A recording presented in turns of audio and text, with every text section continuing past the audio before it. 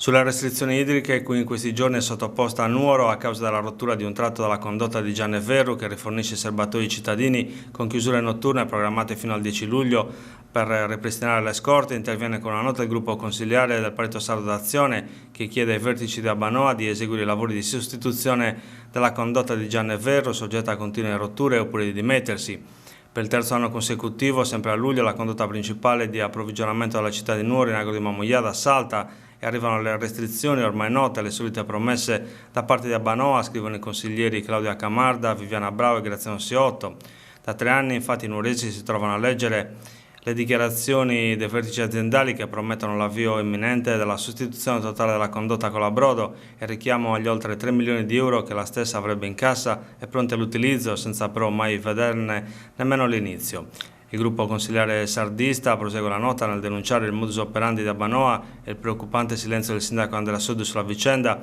chiede all'azienda l'immediato avvio dei lavori promessi o le dimissioni dei vertici aziendali.